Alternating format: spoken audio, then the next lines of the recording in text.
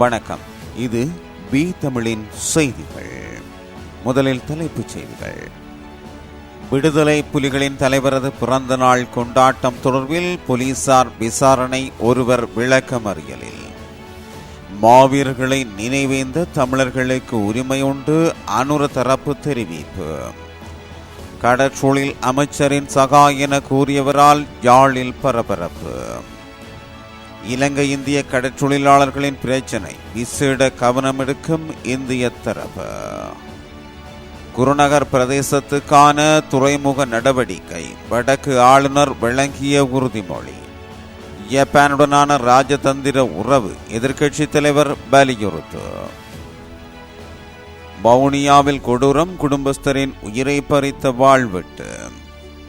யாழில் இடம்பெற்ற கோர விபத்து, பரிதாபமாக உயிரிழந்த அரசு உத்தியோகத்தர்.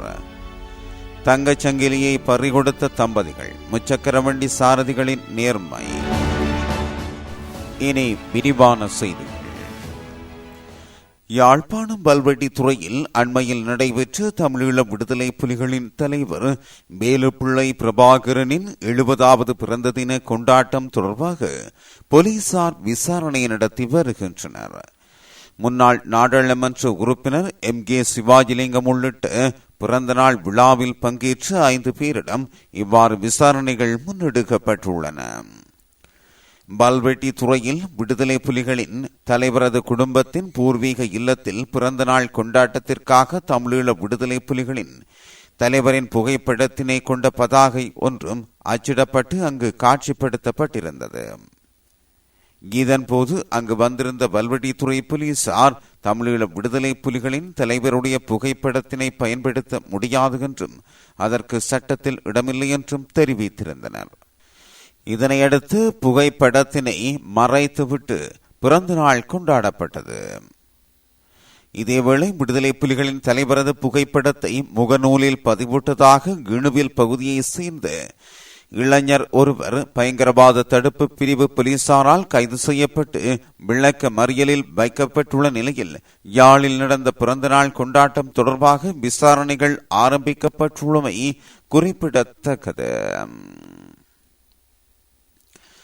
வடக்கு கிழக்கில் வாழும் தமிழர்கள் தமது உறவுகளான மாவீரர்களை நினைவேந்த முழு உரிமை உண்டு என வர்த்தக அமைச்சர் வசந்த சமரசிங்க தெரிவித்துள்ளார்.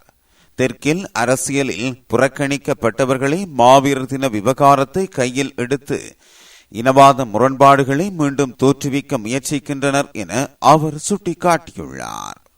இது தொடர்பில் ஊடகங்களிடம் அவர் மேலும் கூறுகையில், நாட்டில் மீண்டும் பிரிவினைவாத முரண்பாடுகளை தோற்றுவிக்க வேண்டிய தேவை வடக்கு மற்றும் கிழக்கு தமிழ் மக்களுக்கு கிடையாது. தேசிய மக்கள் சக்தி தலைமையிலான அரசுக்கு ஒட்டுமொத்த தமிழ் மக்களும் ஆதரவளித்துள்ளார்கள். இந்த அரசில் தமிழ் மற்றும் முஸ்லிம் மக்கள் பிரதான பங்காளிகளாக உள்ளனர். அனைத்து இன மக்களின் ஒத்துழைப்புடன் சிறந்த அரச நிர்வாகத்தை முன்னெடுப்போம். மேலும் வடக்கு கிழக்கில் மாவீரர் தினத்தை தமிழ் மக்கள் அனுஷ்டிப்பதால் தேசிய பாதுகாப்புக்கு எவ்வித பாதிப்பும் ஏற்படாது. தேசிய பாதுகாப்பு பலப்படுத்தப்பட்டுள்ளது. ஆகவே இனவாதத்தை முன்னிலைப்படுத்தி தெற்கில் அரசியல் செய்யும் தரப்பினர் வீணாக அச்சமடைய தேவையில்லை என்றார்.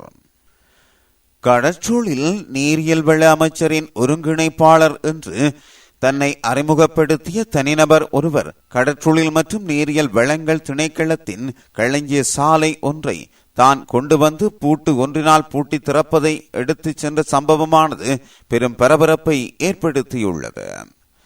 இந்த சம்பவம் யாழ் பருத்தித்துறை 1ஆம் குறுக்கு தெரு பகுதியில் இடம்பெற்றுள்ளது. இந்த சம்பவம் பற்றி மேலும் தெரிய வருவதாவது, பருத்தித்துறை 1ஆம் குறுக்கு தெருப்பகுதியில் உள்ள கடற்றொழில் மற்றும் நீரியல் வளங்கள் திணைக்களத்தின் பொறுப்பிலுள்ள களஞ்சிய சாலை ஒன்றுக்கு வந்த நபர் ஒருவர் அங்கிருந்தபடி களஞ்சிய சாலையின் காப்பாளருக்கு தொலைபேசியில் அழைப்பு விடுத்துள்ளார். தன்னை கடற்றொழில் மற்றும் நீரியல் வள அமைச்சரின் ஒருங்கிணைப்பாளர் என்று அறிமுகப்படுத்திய பின் அடாவடியில் அவர் ஈடுபட்டதாக பொதுமக்கள் கூறியுள்ளனர். எவ்வித நடைமுறைகளையும் பின்பற்றாமல் தான் எடுத்துக் கொண்டு வந்த பூட்டை களஞ்சிய சாலையில் பூட்டிய பின்னர் அதன் திறப்புகளை தன்னுடன் எடுத்துச் சென்றுள்ளார்.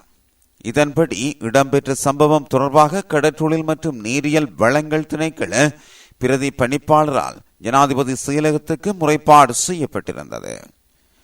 இதன்படி முறைப்பாடு கிடைத்து 1 மணி நேரத்தினுள் சம்பவம் தொடர்பில் நடவடிக்கை எடுக்குமாறு கடற்றொழில் மற்றும் நீரியல் வள அமைச்சருக்கும் சம்பந்தப்பட்ட நபருக்கும் அறிவுறுத்தப்பட்டதை தொடர்ந்து வேறு நபர்கள் களஞ்சிய சாலைக்கு அனுப்பப்பட்டு சட்டவிரோதமாக பூட்டப்பட்ட பூட்டு மீள பெறப்பட்டதாக கூறப்படுகிறது.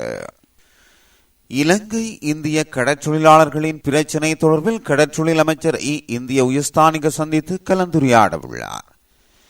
குறித்த சந்திப்பானது எதிர்வரும் புதன்கிழமை கொழும்பில் இடம்பெறவுள்ளதாக தெரிவிக்கப்படுகிறது.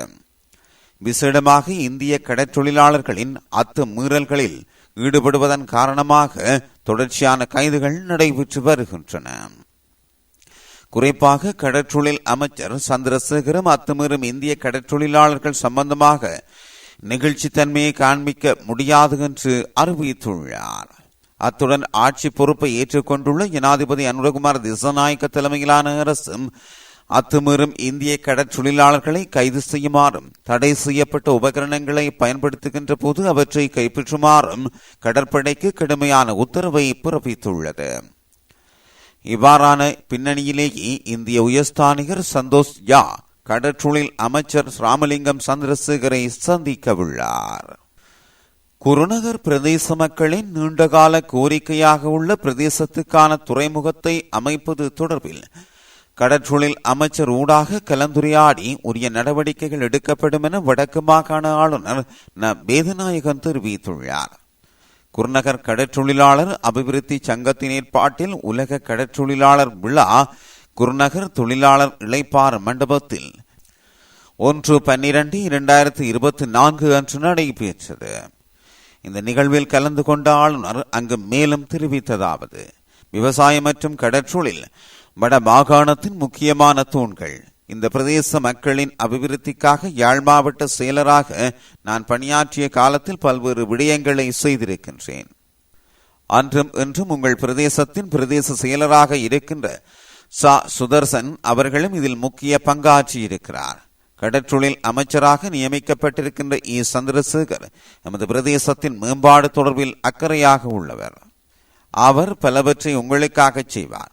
கடந்த காலத்தில் உங்களின் கோரிக்கைக்கு அமைவாக இந்த பகுதிக்கு துறைமுகம் அமைப்பதற்கான ஒழுங்குகள் செய்யப்பட்ட போதும் அது சாத்தியமாகவில்லை. அதன் தேவைப்பாட்டை நாங்களும் ஏற்றுக்கொள்கிறோம். எதிர்காலத்தில் கடற்றொழில் அமைச்சருடன் இணைந்து அதை செயல்படுத்த முயற்சிகள் எடுக்கப்படும். நீங்கள் இன்றைய தினம் ஓய்வு பெற்ற கடற்றொழிலாளர்களை கௌரவிக்கின்றீர்கள். அது பாராட்டப்பட வேண்டிய விடயம்.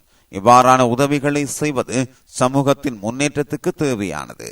இந்த பிரதேசத்தின் கடற்றொழிலாளர்களின் தேவைக்கு முக்கியத்துவம் கொடுத்து நாங்கள் பணியாற்றுவோம் என்றார். இலங்கைக்கும் ஜப்பானுக்கும் இடையிலான நீண்டகால ராஜதந்திர உறவை தொடர்ந்தும் கட்டியெழுப்புவதில் எதிர்க்கட்சி முடிந்தளவான பங்களிப்பை வழங்கும் என்று சஜித் பிரேமதாச உறுதியளித்துள்ளார். எதிர்க்கட்சி தலைவர் சஜித் பிரேமதாசவுக்கும் ஜப்பான் தூதுவர் அகியோ இசோமடாவுக்கும் இடையிலான சந்திப்பொன்று கடந்த 1ஆம் தேதி கொழும்பில் இடம்பெற்றது. குறித்த சந்திப்பின் போது ஜப்பானுக்கும் இலங்கைக்கும் இடையில் நீண்ட காலமாக இருந்து வரும் இராஜதந்திர உறவை தொடர்ந்தும் பேணுமாறும் இதற்கு தன்னால் முடிந்த பங்களிப்பை பெற்று தருவதாகவும் எதிர்க்கட்சி தலைவர் சஜித் பிரேமதாச ஜப்பான் தூதுவரிடம் தெரிவித்தார். அவ்வாறே கடந்த காலங்களில் ஜப்பானில் இலங்கையில் முன்னெடுத்து வரப்பட்ட அபிவிருத்தி திட்டங்களை மீள ஆரம்பிக்குமாறும் இதற்கு தேவையான பூரண ஆதரவை எதிர்க்கட்சியில் இருந்து கொண்டு தாம் வழங்குவதாகவும் எதிர்க்கட்சி தலைவர் மேலும் தெரிவித்தார். ஐக்கிய மக்கள் சக்தியின் பாராளுமன்ற உறுப்பினர் மருத்துவர் காவிந்த ஏவர்த்தனவும் இந்த சந்திப்பில் கலந்து கொண்டிருந்தார். வவுனியா ஓமந்தை சேமமேடு பகுதியில் இடம்பெற்ற வாழ்வெட்டு சம்பவத்தில் குடும்பஸ்தர் ஒருவர் பரிதாபமாக உயிரிழந்துள்ளார். குறித்த சம்பவமானது கடந்த 1ஆம் தேதி ஞாயிற்றுக்கிழமை இடம்பெற்றுள்ளது. இது தொடர்பாக மேலும் தெரிய வருகையில் குறித்த பகுதியில் மாடுகளை மேய்த்து கொண்டு வந்த குடும்பஸ்தர் மீது குழு ஒன்று வாளால் வெட்டியுள்ளது. இதனால் படுகாயமடைந்த அவர் அங்கிருந்தவர்களால் மீட்கப்பட்டு வவுனியா வைத்தியசாலையில் அனுமதிக்கப்பட்டுள்ளார். எனினும் அவர் ஏற்கனவே சாவடைந்துள்ளதாக வைத்தியசாலையில் தெரிவிக்கப்பட்டுள்ளது. இந்த நிலையில் சம்பவத்தில் நாவற்குளம் பகுதியைச் சேர்ந்த செல்வ நிரோஜன் வயது 46 என்ற 2 பிள்ளைகளின் தந்தையை உயிரிழந்துள்ளார். இதன்படி சம்பவம் தொடர்பாக ஓமந்தை போலீசார் விசாரணைகளை முன்னெடுத்துள்ளனர். யாழ்ப்பாணத்தில் உள்ள சுதுமலை பகுதியில் இடம்பெற்ற வாகன விபத்தில் பிறப்பு இறப்பு பதிவாளர் ஒருவர் உயிரிழந்திருப்பதாக தகவல் வெளியாகியுள்ளது. இந்த சம்பவம் கடந்த 30ஆம் தேதி 7:30 மணியளவில் தாவடி சுதுமலை பகுதியில் இடம்பெற்றுள்ளது. குறித்த சம்பவத்தில் மானிப்பாய் வீதி தாவடி கிழக்கு கொக்குவில் பகுதியை சேர்ந்த 64 வயதுடைய அன்னலிங்கம் செந்தில் குமரேசன் என்பவரே உயிரிழந்துள்ளார். சம்பவம் தொடர்பில் மேலும் தெரிய வருகையில், நேற்று முன்தினமிரவு குறித்த நபர் மானிப்பாயிலிருந்து மோட்டார் சைக்கிளில் வந்தபோது எதிரே வந்த கார் மோதியுள்ளது. இதன் பின்னர் நோயாளர் காவு வண்டிக்கு அறிவித்துள்ள போதிலும் 30 நிமிடங்களின் பின்னரே நோயாளர் காவு வண்டி குறித்த இடத்திற்கு வருகை தந்ததாக தெரிவிக்கப்படுகிறது. இதையடுத்து குறித்த நபரை வைத்தியசாலைக்கு கொண்டு சென்ற போதிலும் அவர் உயிரிழந்துள்ளார்.